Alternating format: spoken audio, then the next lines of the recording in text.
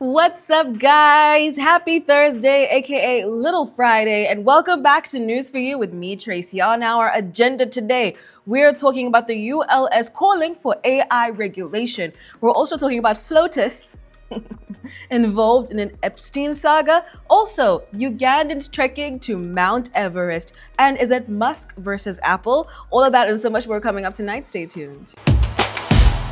FLOTUS, aka US First Lady Melania Trump, is threatening to sue Hunter Biden, son of former US President Joe Biden, for over 1 billion USD over claims that he made that Melania Trump was introduced to Donald Trump by convicted sex offender Jeffrey Epstein. Now, her lawyers are calling the claim inflammatory, defamatory, as well as false, and they're demanding an apology as well as a retraction. Now, Biden made the remarks in a recent interview citing journalist Michael Wolff's past comments as well as a Daily Beast article, which was later retracted after Melania's lawyers challenged it. Now, the First Lady insists that the couple met in 1998 at a modeling agency founders party, not through Epstein, and says the accusation has caused severe reputational harm. Now, there is no evidence linking her introduction to Epstein. The dispute comes amid calls to release the Epstein files, though now the US authorities say that there's no incriminating client list. Is it because they're on the client list? I wonder. Two Ugandan mountaineers, Albert Abayo and Yasin Mugisha, are on an ambitious mission to become the first Ugandans to summit Mount Everest. Now, the climb is aimed at raising Uganda's profile in global mountaineering, inspiring future generations, as well as proving that Uganda can compete on the world's highest stages of adventure sports. Now, the duo has been training extensively on Uganda's highest peaks, including Rwenzori Mountains, tackling challenging terrains to prepare for Everest's extreme altitude, cold, and technical demands. Now, Abayo says the mission is not just about personal achievement, but about opening doors for more Ugandans to dream big. It's absolutely amazing, and I'm so happy for them. And obviously, we can just root for them to be the first Ugandans to do this. Man, I could never. I love it for them, and I love people who love to go hiking and mountaineering, and I will live vicariously through you. Elon Musk, via his AI company, has accused Apple of antitrust behavior, claiming its App Store unfairly favors OpenAI's ChatGPT over his own apps, X and Grok.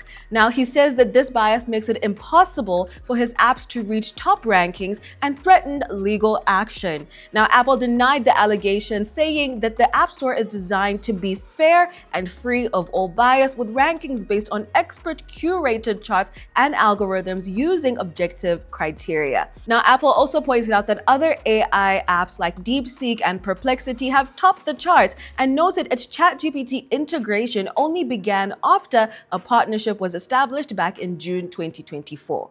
Now, the dispute intensifies the ongoing rivalry between Musk and OpenAI CEO Sam Altman, which has included public insults, lawsuits, as well as accusations of manipulation. Man, they say tech geeks are drama-free, but hey, they're bringing all the drama here, son.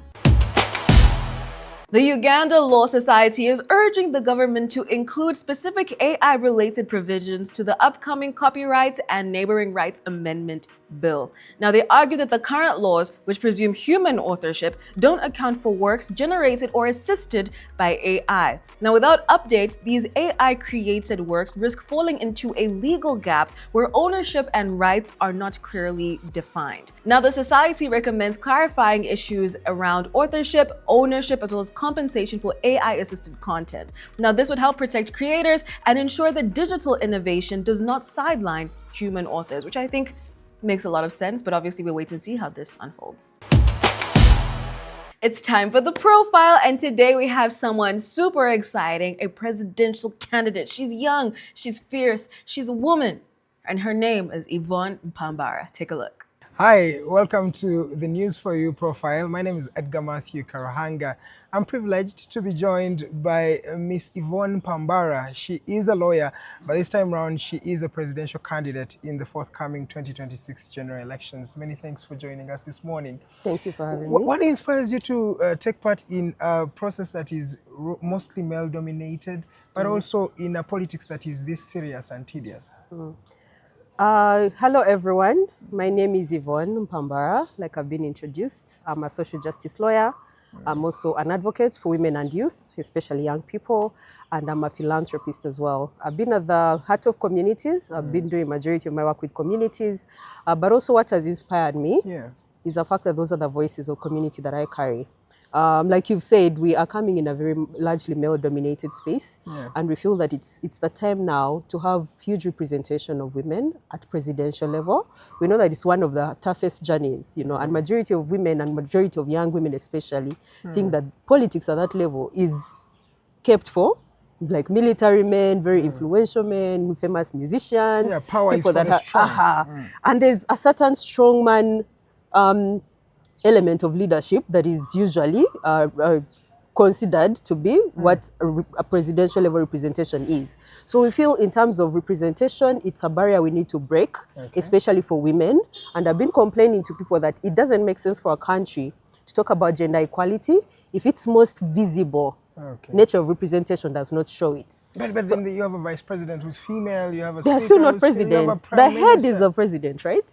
The head that turns your entire body. Yeah. Right? So that's the one that coins and turns But don't things. they have enough power? They don't. Until you have a president who is a female, you don't have enough power to say things can change.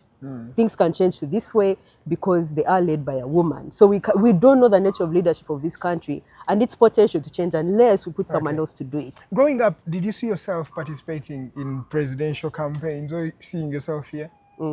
Definitely, definitely. I have grown up thinking I'm meant for greatness, but also I've always pushed myself to that level. I've grown up a very principled person, and I've always told myself, no matter what, you always have to hold your principles because you are meant for growth that is meant for bigger things, right? So I feel young people, it's a message you need to keep carrying with them. Your principles have to begin when you're young. You have to start planting them when you're young. If you know that your life is meant for greatness, treat it that way. Treat it that way. Avoid risky behavior because majority of the time it will destroy you. But also we know it's a phase of growing up. So there's some things you can't avoid. Also there are some mistakes that should never define you. You're growing. It is okay. Some mistakes you make, it is fine. Forgive yourself, move. But also know that you have to take your life in a way that is principled. And you know that you have to start preparing yourself for bigger things. So in terms of how you prepare yourself, but I've always seen it from a young person. I've always told people, at first I was telling people, I'm going to be the Chief Justice of this country. Because me, by then I was aspiring to be a lawyer. And I tell people, I'm going to be the Chief Justice of this country. But then even when I was done with university and studying law, I said, actually, this is a role that is too small for me. No. I feel I need to change Let me this go for country the at big- governmental, at bigger seat. You know, top Chief level. Justice is the I need to fourth- be the head that is turning everything in this country. The Chief Justice is the fourth most powerful person in the country. You don't want fourth, you want first. Why should I want fourth when there's first? Okay. In high school, did you like be a leader, a prefect, or things like that? How did you show your leadership? So high school, my role was largely to push other potential I saw was more out there. Yeah. I did take up roles in terms of leadership, but my leadership would be at officer level. I went to Namagunga for high school, Mount St. Mary's College, Namagunga. Yeah. And we used to have we didn't call our prefects, we used to call them officials. So they would segment us into different categories of leadership. So I'm part of the leadership of the Interact Club. There was a Youth Alive Club. I was also an official with that. I was an official with the Economics Club. So those are some of the roles I was carrying. But also I was an official for internal affairs and a couple of other roles. So majority of that is how we carried our leadership, and we led with the people, we led with the students and said, this is how work is supposed to be done in school. This is how you keep yourself principled. This is how you carry yourself. This is how you. And majority of us, that's what has shaped us. Okay. And most people will tell you, you've gone through Namagunga. That leadership of just being an official, you will learn by force. Right. You will learn. So I encourage young people to take up such roles as well. But also, don't restrict yourself to that. People will keep telling you that if your potential in leadership didn't come from high school, that you can't be a leader later on. That's a lie. But young people are broke, and you're entering a politics that is very expensive. You're going to need billions. You have the money. First of all, you need even 20 million for the nomination itself. We are definitely broke. I'm broke. Number one, broke. This is one of the first And you're presidents you're going to have that competing is with a rich bit. folks, eh? So this is what we want to change. The leadership of our country has gone into monetary restraints, right? We feel that leadership has been coined around how much money you have. The more money you have, the more influence, the more power, the more And I keep telling people, how sustainable is this model for the country? I was telling you just earlier on that MPs are complaining that they have to borrow about 500 million to run a campaign. Minimally. That is like Is that something we want to sustain as a country? Is that something we want to sustain as a country? That means that in the next election, you're not going to be borrowing 500 million because everything was also gone up, right? So now you're going to be borrowing 700 million to 1 billion. Yeah. So at what point is it sustainable for us who are running? So one of the things I'm trying to also push is, let us start dismantling what the nature of leadership looks like for this country. It should not depend on how much money you have for you to run and show that you have potential to be a president of this country.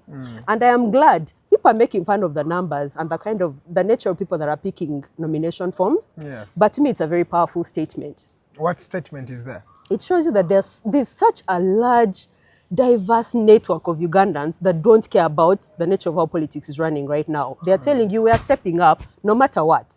Yeah. Whether we are poor, whether we are women, whether we are young. I'm glad 20-year-olds are saying, I have ambition to run for this position and ably compete. But then it's not about just really participating, but as you use the word, it's about competing. So how are we going to compete?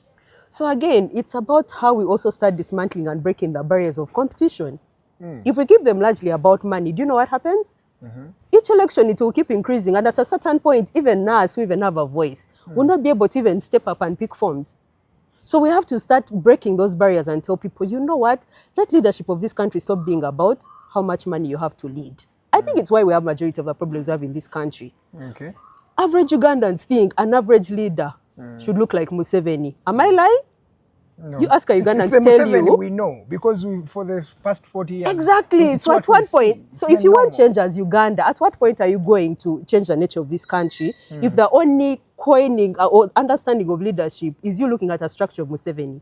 At what point are you going to change it? But then how are we going to break those barriers of older leaders? We are here coming telling you. It feels like you're competing with your elders. We have to compete with them. That's why we are bringing the voices we are bringing now. We are telling you it's time up. We don't have as much money as you, but we have a voice that is as loud. Okay. So we are telling you we're going to break that barrier. Yvonne, you come from Western Uganda, right? Tell me about your journey from Western Uganda up to here where you are. So you want me to tell you from when I began from Kabale, I grew up. All right. So no, I was born in Kanungu. Okay. And I was largely raised by my grandmother. My mom by then was a very young mom. So she was still completing school. She was completing university. She was very young. So my grandmother at those early years and my other grandmother, I had two grandmothers that took care of me in my early years. Yeah. And from Kanungu, I left Kanungu, I think, when I was about 6. I started studying in Kabale. I went to Kabale Preparatory School. It's famously known as KPS. I think majority of when you ask them what's KPS, they won't even refer to this one. Then they know it's one in Kabale, right? I went to KPS. KPS was such a lovely school. And then after that, it's when I went to Mount St. Mary's, Namagunga. So majority of my early years were shaped by my grandmothers. And I think that's why I've grown up with a certain level of empathy. There's a certain way I relate with people. A certain way I relate with people that is empathetic because of that nurturing that I've had with my grandmothers. So up to there, it's now when, after that, I went to Namagunga, etc. But my early years were in Kabale and Kanungu. All right, when you talk serious. People do not think, do you have another side? Do you have a light side? Do you even have fun? How do you have fun? Do you date? Hey, those dating? Questions. I'm shocked you haven't asked me, are you married? Are you going to, that's the majority of this country think it's only married people that can lead. Well, of course, I'm dating. Those are details not to disclose. But also, yeah, I'm a young person, so I like to have fun. I hang out. Bandali Rise, I'm always at Bandali. I will go out and hang out with some friends. Bandali Tuja. I'll go to a Chidandali, I'll go to a concert, I'll go to church, so I'll go to... When you go to the Bandalis, do you do this? What's it? What plans do you have for us as we conclude? For the young people, what are you planning for us? So for young people, we have actually majority of what we are coining is around the voices of young people because it's a generation vote. It's a generational vote, right? So we are looking at the nature of how young people relate to their economy. Majority of young people are now gig economists. We're trying to see how to streamline and regulate it so that you make more money that are contractually well protected, Okay. not just in terms of exploitation, but also you're earning higher, but also you have social security. So you're able to save some of your money, you're earning enough to save, you're earning to. So we're trying to streamline it for you because we know now majority of young people, that's the income where they're lying. We need to bring the minimum wage because for majority of us, we are the ones that are exploited in terms of work and in terms of earnings. It's very uncomfortable to know that young people graduate and they're being paid 300K in an office, they're doing internships where they are not being paid anything for a year or two. We are going to remove unpaid internships as well. Oh. It doesn't make sense. We In have fact, to we're the completely ones scrape. paying for internships, by the way. You should not be paying. You should not be paying. So what we do is we need to do partnerships with certain companies, with organizations to make sure when you step into those positions, you're paid your worth. Internships shouldn't be free. Thank you. Yvonne Pambara, presidential candidate in the forthcoming elections. My name is Edgar Matthew Karuhanga. This was the News for You profile. Enjoy the rest of your day. Bye. And that is a wrap for today, guys. As always, please do leave a comment below. Let us know what you thought of the show. Like, share, subscribe, all of that good stuff, and I'll see you again tomorrow.